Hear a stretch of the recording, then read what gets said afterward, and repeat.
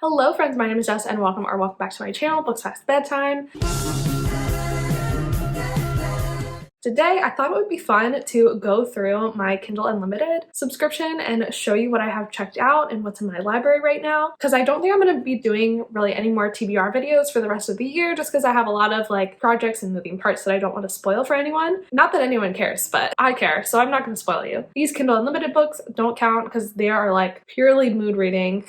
Just whatever I feel like reading basically at the moment is what's on my Kindle. So I just thought it would be fun to go through and show you what I have checked out, what I'm going to be reading over the next couple of weeks, the next couple of months. I'm going to scoot over a little bit and screen record over here. It's on my iPad. Sorry if I'm not centered, if that bothers you, but let's just get into it. All right, so here's my Kindle Unlimited library. I do keep 20 books checked out at all times. A lot of times I will return them without reading them and switch them out with other books, but I seem to always have 20 books checked out. It's just who I am as a person. And I think currently have a pretty even split between romances and FF romances. As you know, I'm a big queer romance person, and that is exclusively what I read on my Kindle, spicy gay romances.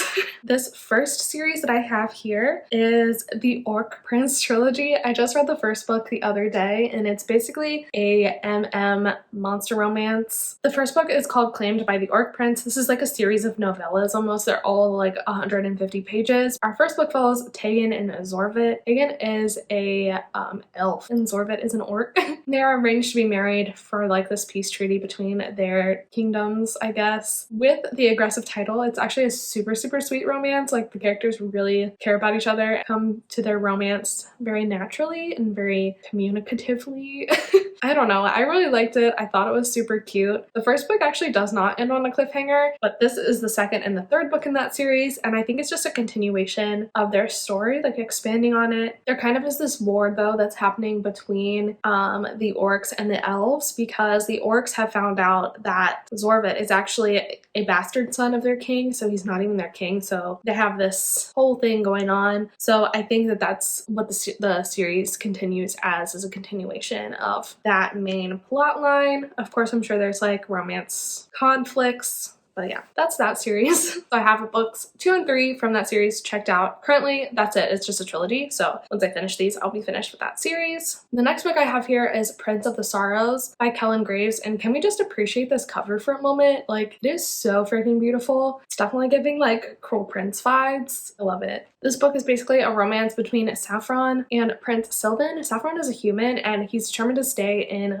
the fairy realm as an academic, but he somehow learns the true name of Prince Sylvan, and with this name comes power over him. And so Saffron strikes up a deal with Prince Sylvan. He's like, hey, if you give me an endorsement that will allow me to stay in fairy, I'll try and find some kind of spell that'll allow us to strip the power from your name, or true name, something like that. Some kind of magical fantasy conflict is happening.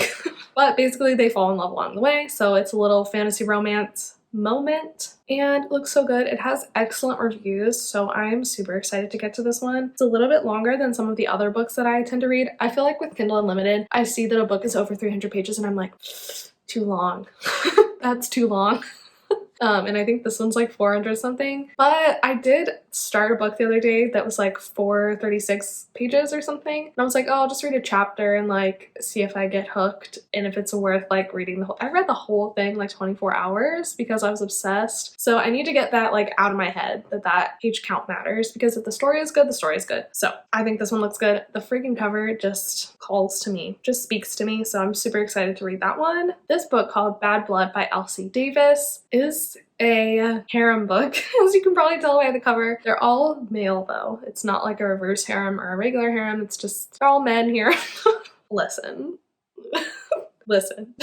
Don't judge me. Anyway, basically, what really drew me to this book was the description. I'm not really a big harem reader, but I was like, this one sounds really funny. Also this author. This author writes other books as Joel Abernathy, and I've read his stuff before and really like it. So I was like, oh, I'll give this one a try, and the description looks so funny. Basically, our main character is possessed by this deity, and his afterlife depends on keeping the secret from her cult of 4 reincarnated reincarnated vampires, and those 4 vampires are Cyrus and Cameron, who are twins, Sam, who is our main character's prior best friend, and Alex, who is our main character's ex-boyfriend. And our main character's plan to like keep the secret actually goes sideways, and he ends up falling under the protection of these four vampires, and they claim that he is theirs body and soul. And it turns into an enemies with benefits to lovers situation. I think this is like the first book in a series. It says it ends on a cliffhanger, but not a distressing one. Excited to give it a try. It's like my first harem book. This book. I'm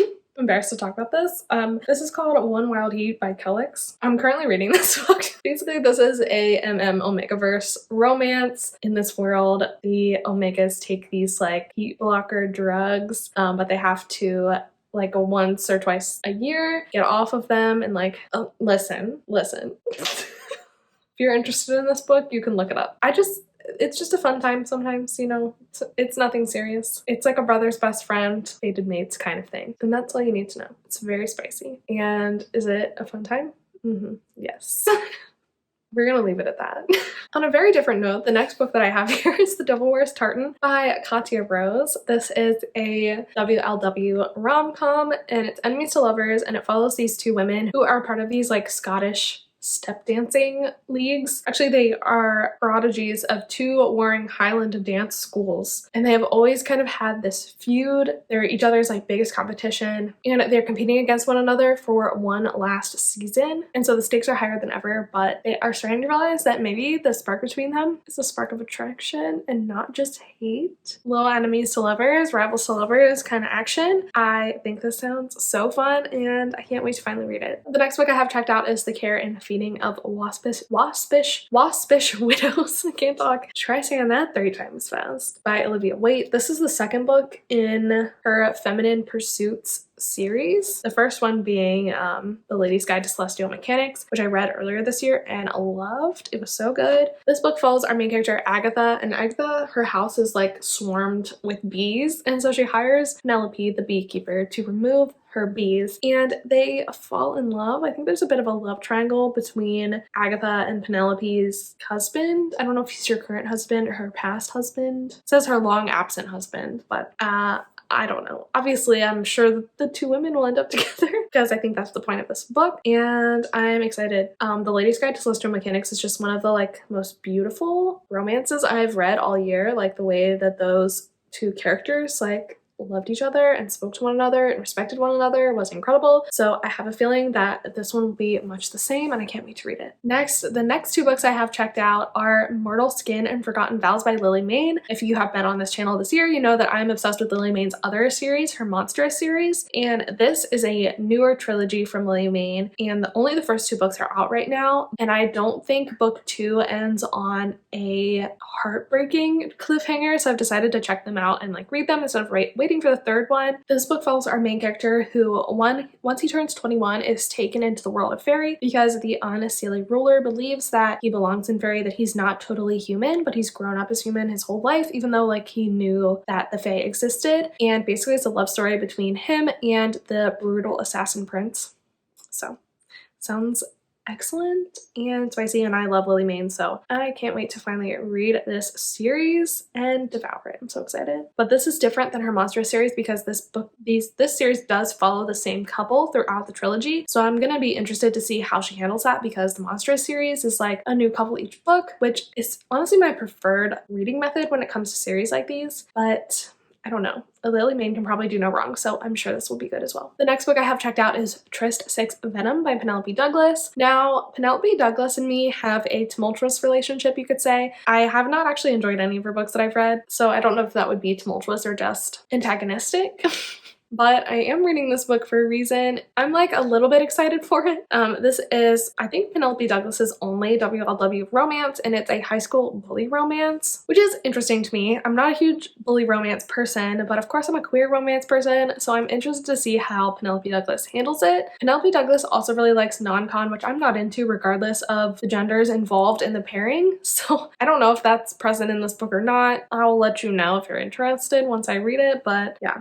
I don't know. Basically, it follows Clay and Olivia. Clay is like the goody two-shoes good girl, and Olivia is like the bad girl at this school. And they have been kind of like hooking up in secret, it sounds like. I I don't know how I feel about this one, but I do have it checked out and I am planning to read it before the end of the year, so we'll see what I think. All right, Love and Chaos by Poppy Woods is another book I'm actually currently reading. I'm like 15% into this one. This is a female-female dystopian romance and it's really cool so far. Nothing has really happened. I'm only 50 pages into it, but honestly this cover is so cool. Like look at it. Isn't it beautiful? I don't know. I think it's so hot.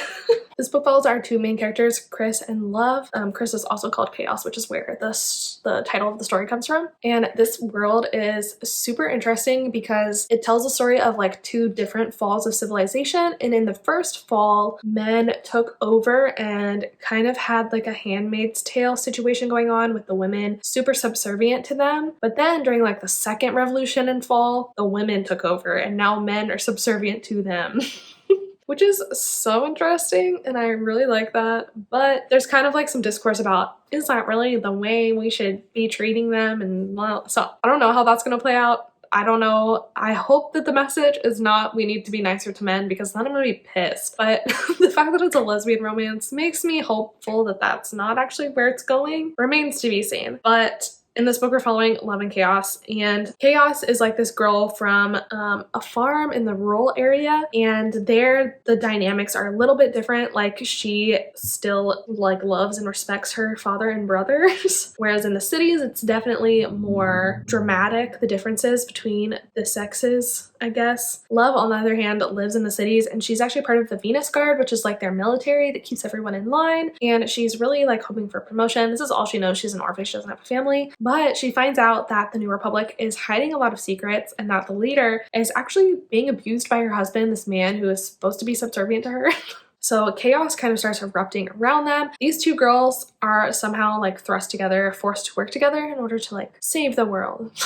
You know how it goes. Yeah, so I think that they're going to have kind of like a rivals to lovers, enemies to lovers kind of situation because the city people and the rural people don't like see eye to eye a lot. And also it sounds like Love has very much like been indoctrinated into the world they're living in while Chaos has not been. But they're very attracted to one another. So will they put their differences aside? Will they come to see eye to eye? I don't know. This sounds really good and it is really good so far. I don't know why I'm acting like I haven't read it yet. So I'm super excited to finish this one and see where it goes. I've been downloading a lot more like sapphic fantasy and paranormal romances because that's really what I've been liking to read in terms of like romances. Whereas like I haven't found myself super drawn to contemporary romances, which I feel like is mainly what is out there for like lesbian WLW romances on KU. But I have started to find some more like dystopian and fantasy romances. So I'm super excited and hopefully they will work for me. As you can probably tell from some of the other books that I've talked about, as well as if you've watched any of my wrap-ups this year, I have discovered Omegaverse and I enjoy it.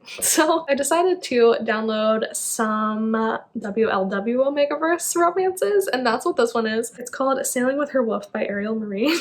I think Ariel Marie is a pretty popular sapphic romance author, so I'm excited to read this one. It is the first book in a series that like each book follows a different couple, so if I like this one, that'll be good because it'll have a lot more stuff to read. I'm hoping for it to be kind of like the Mismatched Mate series by Elliot Grayson because I really enjoyed that one and I've like read all those books now, so that's what I'm hoping for from this one. Basically, we're following our main character Marley, who is a wolf shifter and an alpha, and she's always been very protective of her best friend Zara, and when Zara breaks up with her long-time boyfriend, Marley suggests that the two get away on this 3-week sailing trip. But the catch is that a long time ago, Marley's wolf realized that Zara was her mate. And so Marley has always like felt this connection to Zara, but has been content with just being her friend because she's a good friend. But something terrible happens. They're caught in this storm while they're sailing and their boat is damaged and now they're kind of like stranded. And so Marley now has to ensure their survival, and with tensions high, things going wrong, survival instincts kicking in, temptation to mate is strong.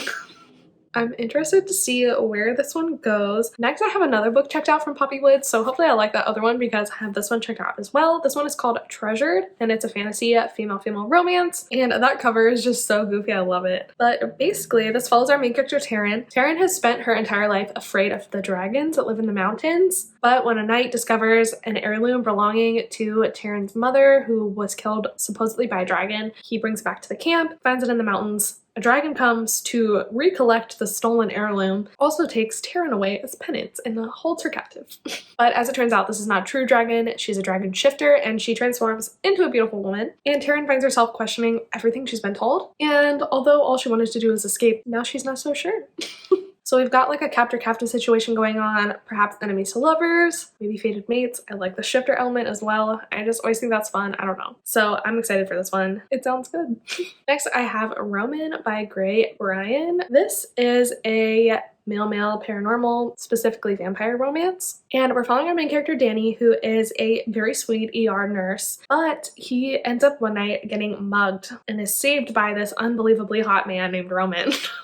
This man is very strange though, and suddenly he pops a pair of fangs. And Roman, it turns out, is a vampire. He has never really believed in fated mates, but there's just really something calling to him about Danny, and he is convinced that Danny is his like one true mate. He will do anything to keep him and protect him. So, as you can tell, I love this like fated mates trope right now. That is like the majority of things that I have checked out. I'm obsessed. I don't know why. The next book I have is Party Favors by Erin McClellan, and I actually saw Chandler read this in one of her vlogs not too long ago, which is why I checked it out, because she said it was really good. It sounded like something I would really like. So, this is a holiday novella. It's WLW. This book follows Amanda and Ren. Amanda and Ren have been talking online for quite a while, and they're meeting for the first time in person at Amanda's family's, I think, New Year's Eve party. And they definitely have a spark of attraction, and we have the only one bed trope, and also like will they won't they get together on this one night together that they have. Sounds really cute. It's super short. I think it's a novella, so I definitely think it sounds like a fun read. I might actually wait to read it until like around New Year's time, because that's the holiday that it's set around. It sounds super good and super cute. So next I have is Started with a Kiss by Claire Lydon. This is a female rom-com, and it sounds so cute. I think it takes place at a vineyard. Gemma and Sky actually have kind of like a one night hookup at this bar. It's like the best kiss of their lives, but they never really expect to see each other again until it turns out